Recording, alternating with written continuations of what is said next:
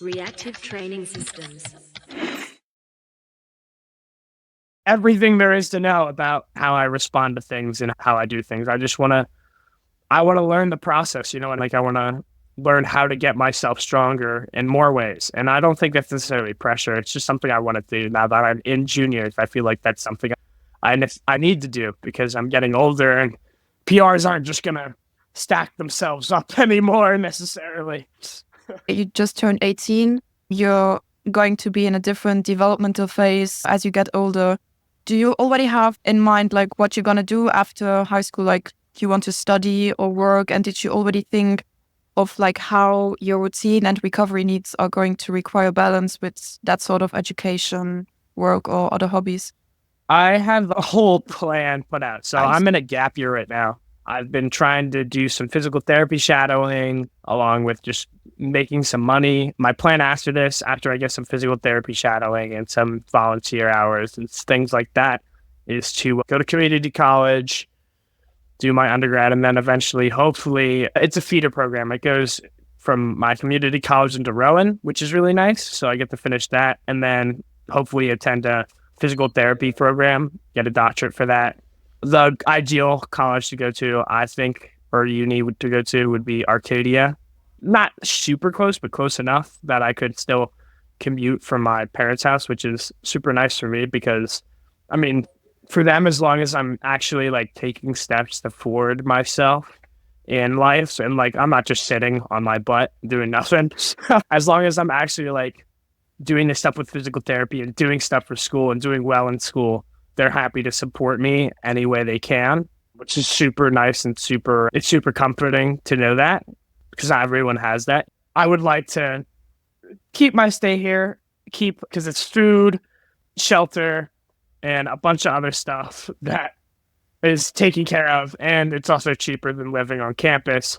In general, I would like to just make a commute from here to there. So that's my plan is I want to get a physiotherapy and then use that for my powerlifting coaching, maybe also open my own clinic, whole bunch of things. In terms of like training needs, I know a lot of people who have gone into physical therapy and yeah, it changes like how the schedule works. But I feel like as long as my time management can maintain itself and I can make a good schedule where I can plan around these events like school and classes and work and all of those things, as long as I can do that, I think I'll honestly be fine. A super nice thing is that for the most part, payments for coaching and like my gym and things like that is handled. I'm sponsored by you guys, which is super nice of you guys. Again, thank you so much. But so I don't have to worry about churning out money for that. So I can focus on paying for things for school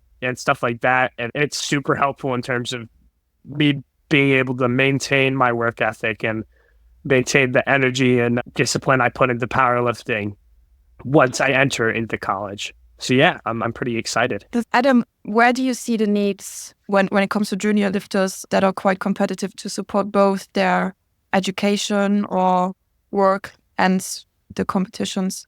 Obviously, on top of their education, moving forward in creating careers for themselves is priority. So I've worked with several junior and sub-junior athletes where they're currently going through university or high school. They'll have exams and studying for exams. During those periods, we're looking to reduce some of that training and maybe changes some of the protocols so they're not feeling so much mental fatigue as well, so they can actually focus a bit better. But yeah, that takes a lot of communication as well with the athlete, letting me know those phases are going, when they're going through those phases, and they're quite good with that actually, because yeah, it's quite important for them to study well and get through it. So yeah, it's not all about training hard all the time. It's training hard at the right times and pulling back when we need to. It's not going to be the end of the world if you're doing less than before. It's going to do you a world of good, both training and other life aspects at the same time, trying to balance that stuff. And it's just also, you can see some trends with training as well. If the athlete hasn't that with you and you see some trends going down a bit, like what's going on in your externals, like, how are your externals? Are you at school getting more stressful? How's your sleep, etc.? And they were like, oh yeah, I got exams coming up and I'm quite stressed for that as well. We need to pull things back a little bit so you can have a little bit of a breather and focus that on more onto that and use training to blow off some steam. And a lot of athletes like to have their training there just to get out and blow off some steam, get out of a chair and move around. It's also just knowing what can affect the athlete as well, knowing what kind of protocols would actually make them feel taxed and what kind of protocols would actually make them feel okay, but actually get some decent work quality in. Yeah, I really like that you put emphasis on communication, because I've already had junior athletes when it comes to exams that they just feel overwhelmed and training doesn't go well, or even lifters that just get overwhelmed with work when it's not consistent, like when they have 2 work shifts, for example, or all of a sudden they have more workloads in their lives and they can't necessarily focus that much on training anymore.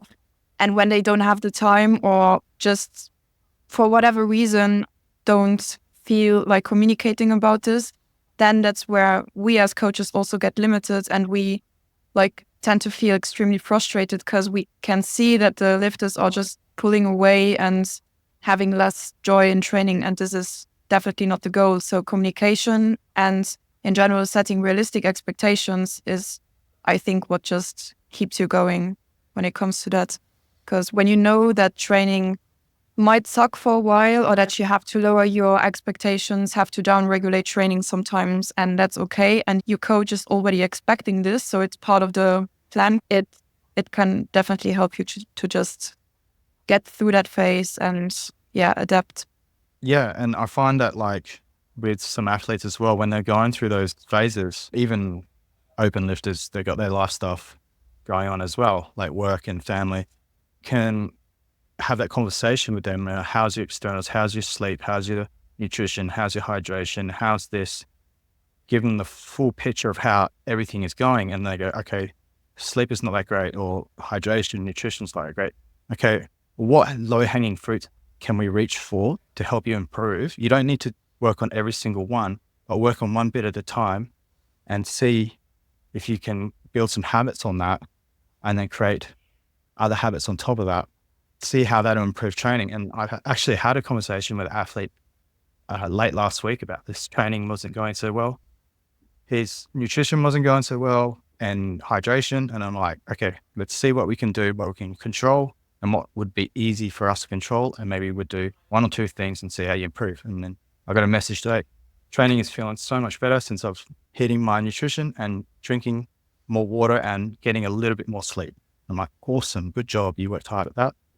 Keep doing that. And then once you build some habits on that, let's see what we can refine, I think.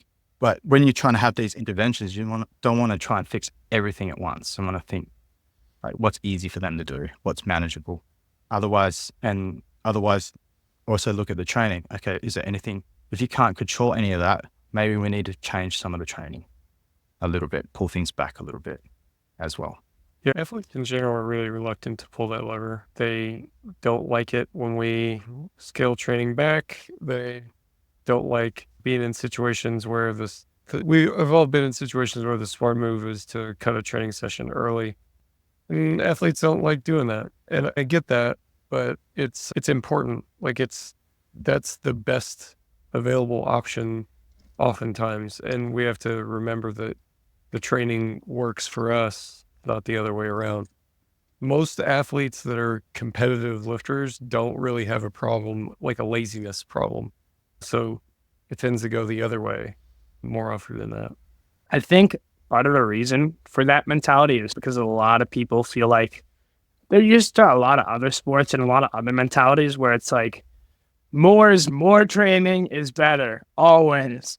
But sometimes with powerlifting, less is more. It's just how it is.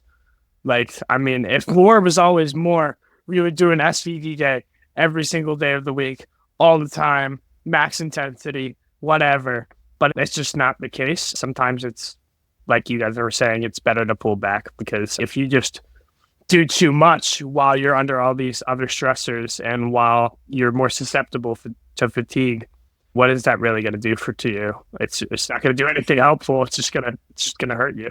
For sure. It's coming Also- from a good place, right? This desire to push through and to try harder when met with resistance. I think those are admirable qualities. Past a certain point, it doesn't get us any additional benefit and can actually be detrimental. And we learn that response to some degree too, right? Because there's a lot of times earlier on, like I tell this story now and then where I kind of grew up in my early training phase, really West Side inspired. So like I would do my main lifts, my accessory lifts were always like reverse hikers and glute ham raises. And when I stopped doing that and started doing straight leg deadlifts, my deadlift blew up. I had like 70 pounds on my deadlift in a couple of months. Like it was ridiculous.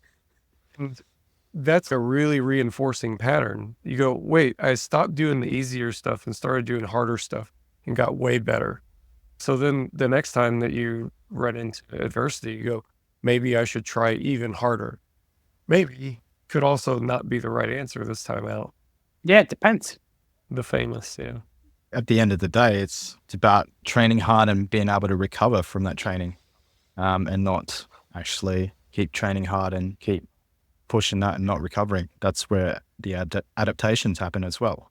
You recover and then you go again. Yeah, I was just going to make a joke. I think that singular anecdote from Mike has convinced me to push my accessories harder. I want to add 70 pounds to my deadlift. Yeah, I overly inadvertently set a trap. Just wait, I'm just messaging Ross to add some stiff legs in my program next week. Yeah, but at the end of the day, to rephrase also what Adam said, it's not if you go to the gym and you downregulate it, you're only giving, let's say, 70 or 80%, you're giving the 100% that you have available on that day. It doesn't mean that you're slacking. It doesn't mean that you're lazy or anything whatsoever. It just means that you're learning to, adapt based on what your body is capable of on that day, and knowing if you are giving 120% on that day, it's gonna affect your upcoming trainings. So it's all about the long-term goal also, staying in the game. I think that people that get into coaching, like the coaching side of powerlifting and writing training, it does have this effect where you demystify it a little bit. And you go, wait a minute, I thought this was a good idea and I wrote it on a piece of paper and here I am. And it really doesn't seem like a good idea today.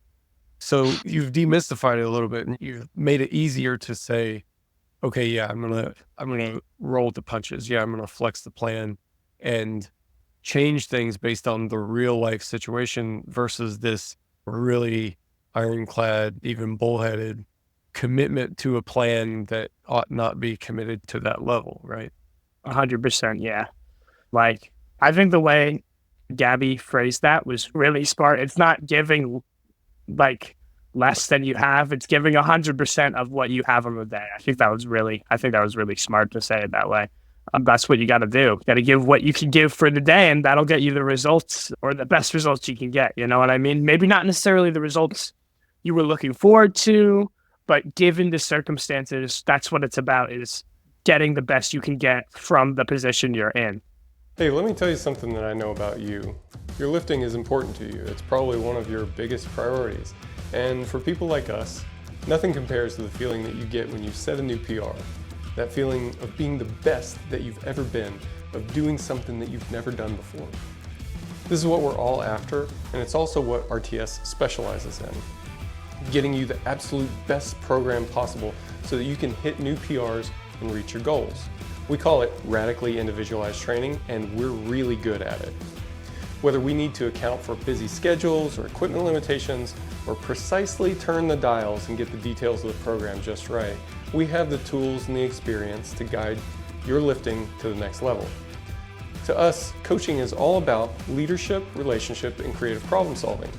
A coach should be poised to help you make tough decisions about training and competing so that you can continually grow in your development. And of course, a coach should be a first-rate problem solver, especially when it comes to your training, technique, and strategy. Now, all this has to be built off of a really strong professional coaching relationship that emphasizes trust and respect. Additionally, RTS coaches are not on an island.